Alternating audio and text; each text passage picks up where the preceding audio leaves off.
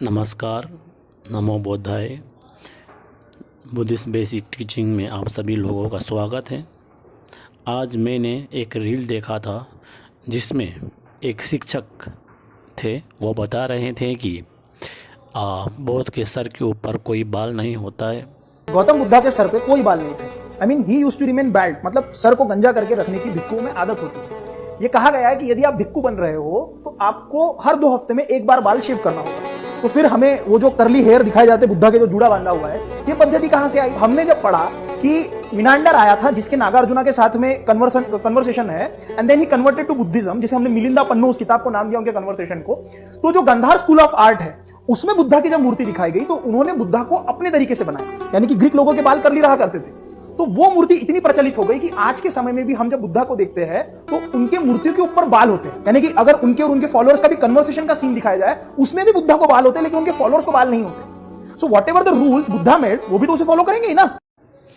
जो भी अभी हम लोगों को प्रतिमा वगैरह में, फ़ोटो वगैरह में जो भी बाल दिखाई देते हैं वो गंधर्व कला के आधार आने वाले, उसके संदर्भ में आने वाले ग्रीक लोगों ने बनाया हुआ कला है। तो उसी से प्रेरित होकर अभी तक जो भी चलन चल आ रहा है, बौद्ध के सर के ऊपर बाल बनाने वाला वो है। तो उन्होंने एक तर्क ये दिया और दूसरा तर्क ये दिया कि उन्होंने बोला कि बौद्ध के सर के ऊपर बाल नहीं हो सकता है क्योंकि वो एक बौद्ध भिक्षु है।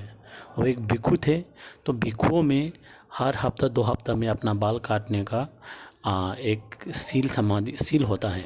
तो उसी के आधारित उन्होंने बोला बौद्ध के सर के ऊपर बाल नहीं होता है क्योंकि बुद्ध एक भिक्षु थे। तो इसमें थोड़ा स्पष्टीकरण करते हुए आप लोगों को मैं इसके बारे में थोड़ा आगे बताना चाहता हूँ। दूसरा ये है कि उन्होंने बोला कि नागार्जुना, उन्होंने साफ बोला नागार्जुना और मनेंद्र के बीच में वार्तालाप हुआ था, तो ये बात उन्होंने कही। और मिलिंदा पन्नू का भी उन्होंने जिक्र किया। तो इसका भी मैं आप लोगों को स्पष्टीकरण देना चाहता हूँ। और दूसरा मैंने ये जो भी रील था इसके कमेंट्स में जाके मैंने कमेंट वगैरह पढ़ा था। तो वहाँ पे बहुत जो भी बौद्ध अवलंबी हैं, बौद्ध धर्म में आस्था रखते हैं अपना, तो वो लोग लिख रहे थे कि बौद्ध के सर के ऊपर जो भी बाल है वो बाल नहीं, वो एक स्नेल है, यानी स्नेल है, स्नेल एक कीड़ा होता है वो है बोल के कई लोग बोल रहे थे।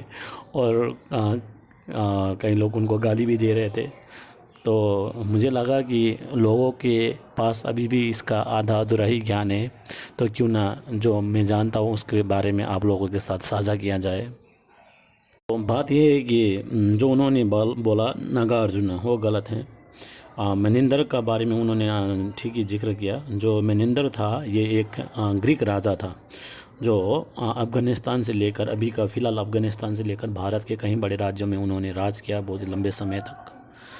तो वो एक ग्रीक राजा थे तो उनको जो भी उनको जो जिसने भी बुद्धिस्ट बनाया, जिसने भी एक बौद्ध अवलंबी बनाया, उनका नाम था नागसेन। नहीं, नागार्जुन नहीं, नागसेन।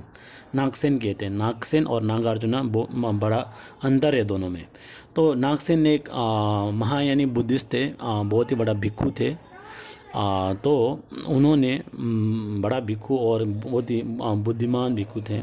तो उन्होंने एक ग्रीक राजा को बौद्धिस्ट धर्म में कन्वर्ट किया था। उनको धर्म के बारे में उनको जो भी ज्ञान है उनको देकर कन्वर्ट किया था। तो उस ज्ञान देने के संदर्भ में जो भी उन दोनों के साथ वार्तालाप हुआ, जो भी ग्रीक राजा ने अपने मन के प्रश्न जितना भी पूछे और जो भी नागसेन ने अपना जवाब दिया, तो इन सवाल जवाब का एक पुस्तक है जिसका नाम पाली में मिलिंदा पन्नो कहते हैं। ये पुस्तक पाली में भी अभी तो कई भाषाओं में भी है। तो मिलिंदा पन्नो यानी मिलिंदा माने जो राजा था उनको पाली में मिलिंदा कहा गया है। मनेंदर था उनका नाम, मिलिंदा कहा गया। और पन्नो यानी मिलिंदा सवाल, पन्नो यानी सवाल, मिलिंदा पन्नो यानी मिलिंदा ने जो भी नागसेन को सवाल पूछा था उसको मिलिंदा पन्नो कहते हैं उस ग्रंथ को। तो ये है इसका कहानी। तो उन्होंने जो कहा कि बुद्ध के सर के ऊपर बाल नहीं है, वो ग्रीक लोगों ने बनाए हैं। हाँ, अभी जो भी भारतवर्ष में जो भी जितना भी कला मिलता है, पुराना सबसे पुराना कला मूर्ति कला मिलता है, वो गंधर्व कला तक ही सीमित है। उसके आगे का कोई भी मूर्ति कला का कोई भी सुराग नहीं है। सबसे पुराना अभी भगवान बुद्ध का जो भी मूर्ति है, वो गंधर्व कला के संदर्भ में आने वाला ही मूर्ति है। तो उसमें उस कला के संदर्भ में आने वाली मूर्ति में जो भगवान बुद्ध का बाल हैं घुंघरालू यानी ऊपर की तरफ बनाया गया है, घुंघरालू होके ऊपर की तरफ है। मूर्ति का जो बात है उसको यहीं तक सीमित रखते हैं। और अभी उनका दूसरा तर्क के ऊपर बात करेंगे। उन्होंने दूसरा तर्क ये दिया कि बुद्ध के सर के ऊपर बाल नहीं हो सकता है क्योंकि वो एक बौद्ध भिक्षु हैं।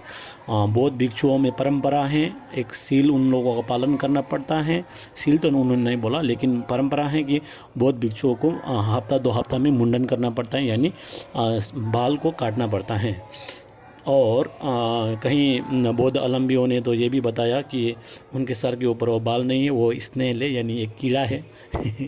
और उन्होंने बताया जो भी बुद्ध के सर के ऊपर बाल दिखाया गया है वो गंधर्व कला के संदर्भ में आता है और ये ग्रीक लोगों का रचना है। इसी को आगे ले जाया गया और बुद्ध के सर के ऊपर बाल दिखाया गया है।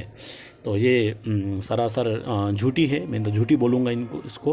तो बुद्ध के सर के ऊपर जो बाल है उसका कहानी, इसके पीछे बहुत ही कहानी है और सूत्रा में भी बताया गया है।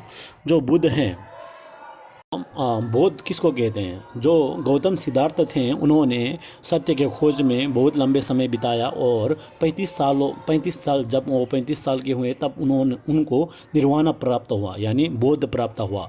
उनको जब निर्वाण प्राप्त हुआ तो उनको बौद्ध कहलाए। वो जब किसी को भी निर्वाण प्राप्त होता है तो उनका शरीर को भी निर्वाण काया, शरीर भी हम लोग सामान्य लोगों से थोड़ा अलग होता है, उसको हम लोग निर्वाण काया कहते हैं। जो हम लोग को दिखाई देता है, जो भी निर्वाण प्राप्त कर चुके हैं उनका जो भी काया हम लोग को दिखाई देते हैं उनको निर्वाण काया कहते हैं। तो निर्वाण काया जो होता है, जो सामान्य लोगों से थोड़ा अलग होता है। इस 32 लक्षण और जो 80 छोटे लक्षण का मैं अभी यहाँ पे जिक्र कर रही हूँ, कहाँ पे, किस सूत्र में? ये त्रिपिटक के सुत्त पीठक के दीर्घ निकाय के लखन सूत्र में ये है। और दूसरा बहुत ही तिब्बती महायानी बुद्धिज़्म में भी बहुत ही इसका उल्लेख है। सभी थेरवाद में भी उल्लेख है, सभी में उल्लेख है इसके बारे में। तो जो 30 बड़े लक्षण हैं उसमें क्या क्या है तो आपको मैं बताना चाहता हूँ कि उसमें अब सामान्य भाषा में बताऊँ तो समतल पाँव, यानी दोनों पाँव का समतल होना। इसी प्रकार दोनों पाँव के जो भी तुलाओं पर 1000 कीड़ियों का चक्र, यानी 1000 स्पोक्स व्हील्स होता है, उनका लक्षण ऐसा दिखाई देते हैं। तो उसमें बताया गया है कि और उसी 32 गुणों में एक गुण ये है कि बुद्ध के सर के ऊपर बाल होते हैं जो घुंघरालू होते हैं, जो दाएं तरफ घूमे हुए घुंघरालू होते हैं। ये उनका 32 गुणों में एक गुण है। यानी ना ही तो ये किसी ग्रीक लोगों ने बनाया हुआ है, ये ग्रीक लोगों ने बनाई हुआ मूर्ति के कारण ऐसा ही नहीं है। ये एक महापुरुष यानी निर्वाण काया का एक 32 गुणों में एक गुण है।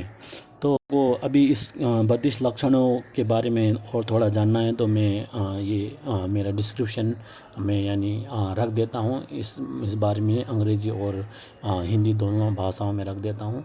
तो आप लोग को थोड़ा जानने का और जिज्ञासा है तो आप लोग उसमें देख लेना, समझ लेना।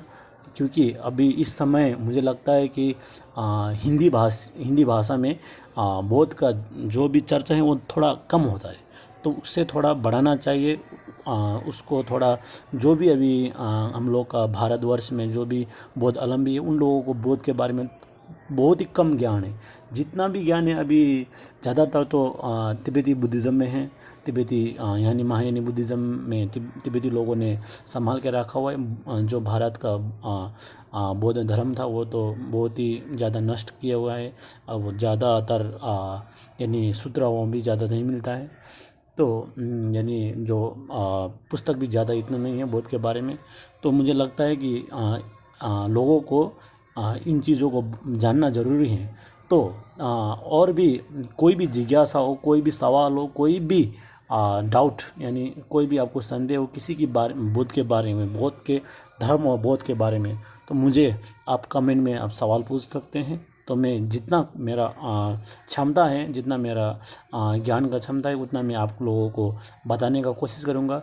जो मेरे क्षमता से बाहर है तो मैं अपने गुरुजनों से पूछ के आप लोगों से यानी साझा करूँगा। तो आज के लिए इतना ही। थैंक यू सो मच और नमो बुद्धाय। फिर मिलते हैं। कोई भी सवाल हो तो उसके बारे में आगे चर्चा करते हुए फिर मिलेंगे।